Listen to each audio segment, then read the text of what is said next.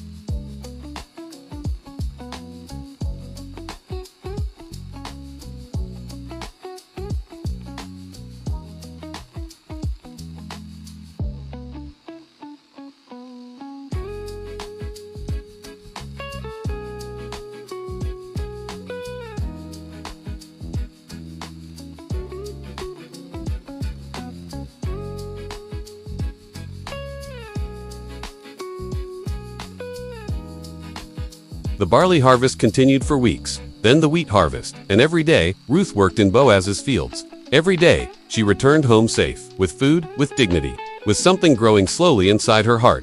Boaz noticed her character, her faithfulness, her work ethic, her kindness, and something quiet grew in him too. But both of them, so humble, so cautious, so unaware of the future God was stitching together. They waited, unsure of each other's thoughts, unsure of their own worth. It was Naomi who finally spoke, her voice gentle but steady. "My daughter, you have worked so hard, you have honored me, and Boaz, he is a good man. It is time for you to seek rest, a home, a future." Ruth listened, her heart beat faster. Naomi continued, "There is a custom we must follow. Tonight, Boaz will be at the threshing floor. Go there after he has eaten and lies down to rest, uncover his feet, and wait." Ruth looked down. This was bold, risky, deeply symbolic, a request for redemption, a request for covering, a request for a future. But she trusted Naomi, and she trusted God, so she prepared herself, washed, anointed, wrapped her cloak around her, and when night fell, she walked toward the threshing floor. Every step filled with trembling hope, every step carrying the weight of a future she could barely imagine. Night covered the fields like a dark blanket. The stars shimmered above the threshing floor. A warm breeze carried the smell of grain and the echoes of distant laughter from harvest workers. Boaz finished his meal. He laughed with his workers. He thanked God for the harvest. Then, with tired steps, he lay down at the far end of the threshing floor, guarding the grain, resting after a long day. His breathing slowed, silence settled, and from the shadows, Ruth approached. Her heart pounded like a drum in her chest. She walked softly, every step careful, every breath steady. She reached his feet, lifted the edge of his cloak, and lay down. A posture of humility, a request for protection, a quiet, ancient symbol of surrender and trust. Hours passed. Then suddenly, Boaz stirred. He shivered from the cold. He reached down to pull his cloak over his feet. And stopped. Someone was there. "Who are you?" He whispered into the darkness. Ruth swallowed, gathered every bit of courage in her soul, and said, "I am Ruth. Spread your cloak over me. For you are my family's redeemer." It was a proposal. Courage in its purest form. Faith, dressed in humility, and the night held its breath. Boaz sat up slowly, his eyes filled with surprise. Then respect. Then something softer. "May the Lord bless you," he said. "You have shown kindness in choosing me instead of running after younger men." He reached out, his voice steady and warm. "I will do all you ask. Everyone knows you are a woman of noble character." Ruth's tears glimmered in the moonlight. Relief washed over her. But Boaz was honest. "There is another man who is a closer redeemer than I am. If he chooses to redeem you, good. But if he will not, I surely will." He looked at her, as if sealing a vow. "As surely as the Lord lives." To protect her reputation, he told her to stay until dawn. Before first light touched the sky, he filled her shawl with grand generous, abundant symbolic and sent her safely home. Ruth returned to Naomi at sunrise. Naomi listened to every word, every breath of Ruth's trembling whisper, and smiled with wisdom deeper than years. "Wait, my daughter," she said gently, "for the man will not rest until he settles this today." The scene shifted to the town gate, the place of decisions, the place of witnesses. Boaz stood tall before the elders. The closer relative, the one with the legal right to redeem Naomi's family, was called forward. Boaz spoke with integrity, calm, clear, respectful. "Naomi is selling the land that belonged to our brother Elimelech. If you want to redeem it, do so." The man nodded quickly. "I will redeem it." But Boaz continued, "On the day you buy the land, you must also marry Ruth, the Moabite widow, to carry on the family name of the dead." Silence, a long breath. The man exhaled sharply. "I cannot, it might endanger my own estate." He removed his sandal, the legal sign. "Boaz, you redeem it." A wave of relief passed through the crowd. Boaz raised the sandal for the witnesses to see. "You are witnesses today. I will redeem all that belonged to Elimelech, and I will take Ruth as my wife." A cheer rose. Blessings poured from the elders. "May the Lord make this woman like Rachel and Leah. May your family be famous in Bethlehem." What no one knew was just how far that fame would one day reach. The wedding was small but filled with joy, the kind of joy born from suffering and redeemed by grace. Ruth walked down the path with quiet tears. Boaz waited with a smile that carried strength, mercy, and gentleness all at once. Two lives once broken, now restored, two stories once empty, now overflowing. God had taken Ruth, a foreign widow with no future, and placed her in a home of honor. And in time, the Lord blessed Ruth with a son. Naomi held him in her arms, her eyes shining like dawn after a long night. The women of the town gathered around and said, "Praise be to the Lord, who has not left you without a redeemer." They placed the baby in Naomi's lap, a grandmother once bitter, now overflowing with joy.